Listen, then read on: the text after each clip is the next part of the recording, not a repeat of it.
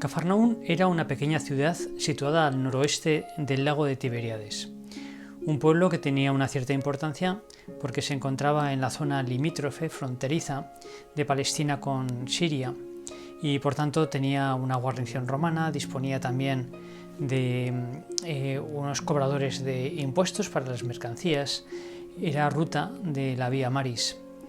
Se calcula que en tiempos del Señor vivirían en Cafarnaún unas 1000 personas. Jesús se trasladó a vivir justamente en aquella ciudad, trasladándose desde Nazaret.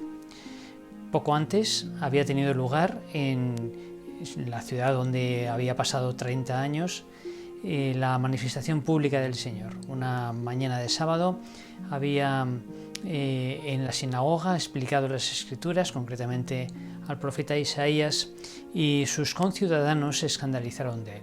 ¿De dónde le viene a esta sabiduría y estos poderes?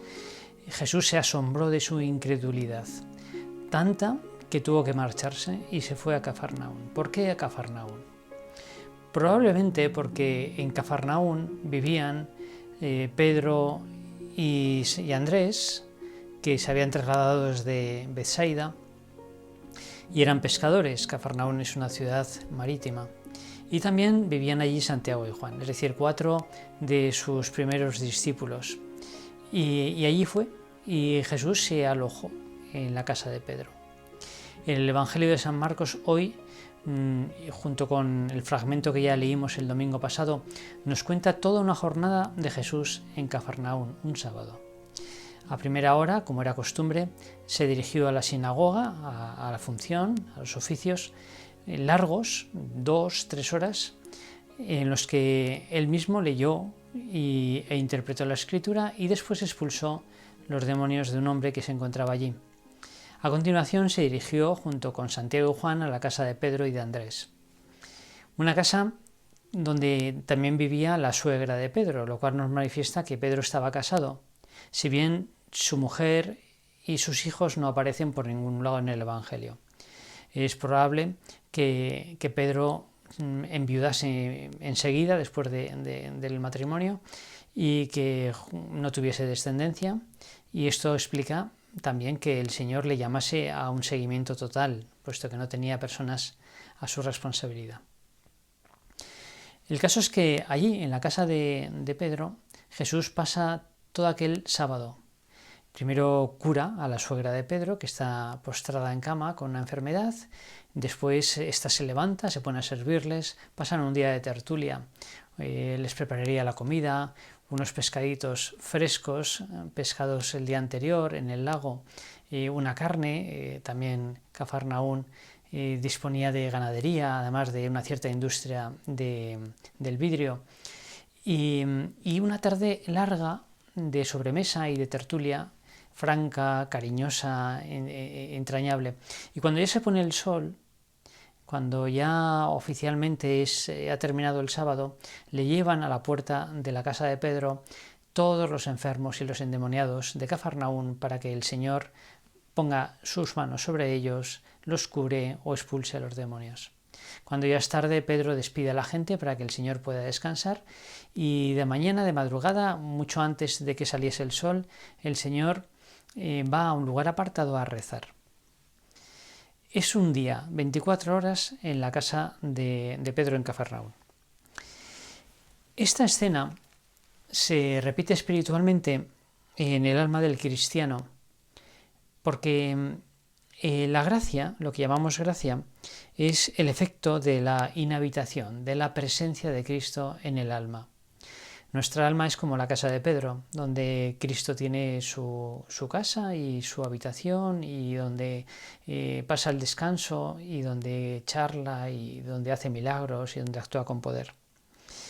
Y por eso, para que cada uno por nuestra cuenta podamos meditarlo, esta realidad espiritual, apunto tres sugerencias para meditar. En primer lugar, que la fe es una relación personal. No se comienza a ser cristiano, escribió Benedicto XVI, por una gran idea o una decisión ética, sino por el encuentro con la persona de Jesucristo. Si al contemplar esta escena del Evangelio de hoy sentimos una cierta melancolía en este tiempo de pandemia, donde se nos han recortado tantas libertades y tantas posibilidades de relaciones humanas, si anhelamos de nuevo ese trato franco, sencillo, cariñoso, esas sobremesas, ese calor humano, es porque está escrito en nuestro ADN. Y al final del Evangelio de hoy dirá a Pedro, cuando encuentre finalmente a Jesús, que está rezando en un lugar ya fuera de Cafarnaún: todo el mundo te busca, todo el mundo te busca. Todo el mundo aprecia esas relaciones humanas intensas. Pero en el fondo, cada una de esas relaciones humanas nos hablan de una relación humana mucho más intensa, mucho más plena, con el perfecto hombre y perfecto Dios que es Cristo. Se puede decir que todos anhelamos esa intimidad con Cristo y que nuestras relaciones humanas ahora tan deseadas, porque están tan diezmadas, no son más que una sombra de ese deseo que todos tenemos de intimidad con Cristo, de inhabitar con Él, de tratarle, de mantener una relación constante durante el día. Se puede decir, como afirmaron algunos de los primeros padres de la Iglesia, que el alma de cualquier hombre es naturalmente cristiana. Es decir, que anhela la relación personal con el hombre perfecto.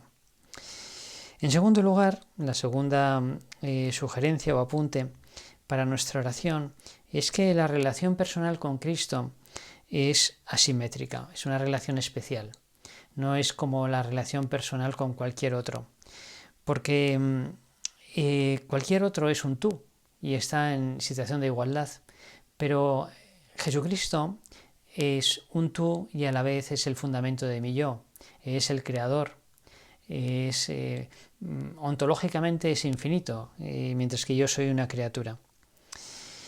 Por eso, por esencia, por categoría, por ontología de cada uno de los dos, la relación entre Jesús y cada uno tiene que estar centrada en Jesús mismo. No nos imaginamos en la casa de Cafarnaún de Pedro que dejasen al Señor solo en una habitación mientras ellos están entretenidos en otra distinta. Jesús es siempre el protagonista. Jesús es el hombre tan amable, tan interesante, tan cariñoso, tan inteligente, tan virtuoso, tan pleno, que acapara toda la atención. Por eso, ya San Juan Pablo II, en Tor Vergata, en la Jornada Mundial de la Juventud, dijo a los jóvenes aquello de: en realidad es a Jesús a quien buscáis cuando soñáis la felicidad. Es Él quien os espera cuando no os satisface nada de lo que encontráis. Es Él el que está detrás de todas nuestras relaciones de amistad y de amor humano. Y por tanto, si mantenemos esa relación con Jesús a su nivel, como se merece, es decir, en el centro del alma, caminaremos por el día siempre en diálogo con Él, pendientes de su presencia, conscientes de su presencia. Le diremos según lo que ocurra, pues gracias o perdón o ayúdame o esto o lo otro. Pero no será una relación esporádica o secundaria, sino será el centro de nuestra vida o no es. O es el centro de nuestra vida o no tenemos al Señor. He recordado a este propósito un comentario de Max Jacob, un consejo de este que fue un autor, un artista polifacético, amigo de Picasso, que falleció allá por la Segunda Guerra Mundial, en un librito donde da consejos a un estudiante, donde escribe: no es menester correr tras el examen, sino que sea el examen quien corra tras usted. Un joven sabio trabaja científicamente, estudia las materias que le son propuestas y se interesa por ellas con fervor. Dado el curso, se le hace saber que tiene que examinarse sobre ello. Va con una calma sonriente. Hace tiempo que ha sobrevolado el examen. ¿No está libre también de esto?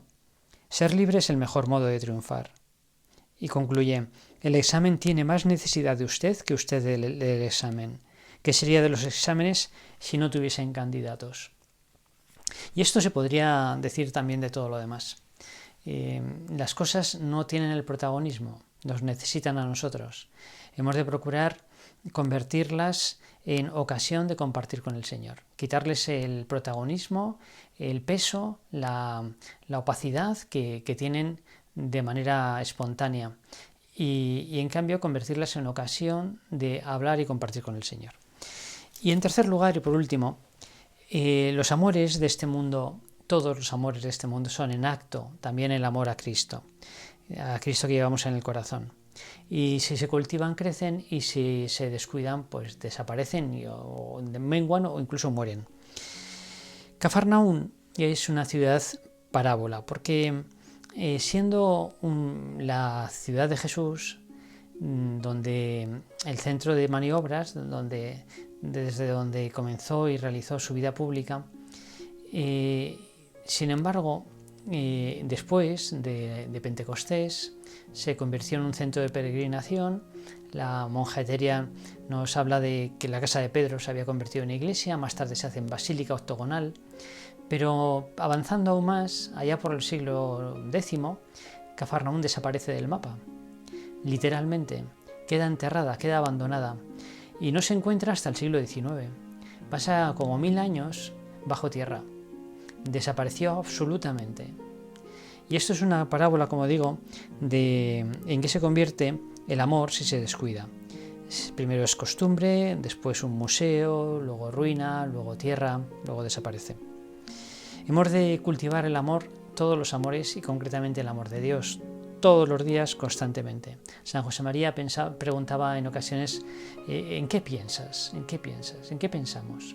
Una pregunta difícil de responder. O también a veces preguntaba a primera hora de la mañana, ¿cuántas ejaculatorias has dicho hoy ya al Señor? No dejaba responder. Pero él a veces sí que añadía, yo llevo dichas miles. No hemos de llevar una contabilidad de estas cosas, que al final no son más que medios e industrias para tener presencia de Dios. Pero hemos de cuidar y cultivar esa presencia de Dios todos los días y dar importancia a lo pequeño, las cosas pequeñas del orden, la puntualidad, la escucha, la elegancia, la amabilidad, todo hecho con Jesucristo y por Jesucristo, alimentando con esos pequeños detalles el amor al Señor, para que esa relación, esa tertulia vital entre los dos esté siempre encendida y vivir sea precioso, sea encantador, sea un amor y un camino además hacia el amor eterno del cielo. Así que termino recordando estos 3 apuntes que acabo de señalar. La fe es una relación personal con Cristo, es una relación asimétrica, especial, donde por ontología, por esencia, Él es el protagonista. No se puede tener a Cristo a ratos o en segundo plano, no es verdad que se tenga entonces. Y como todos los amores, también el amor a Cristo hay que cultivarlo, es en acto, y hemos de tener todos los días la intención de algún pequeño propósito para tener una presencia del Señor activa, que se alimente de pequeñas obras de amor en lo que hacemos y en las personas que tratamos.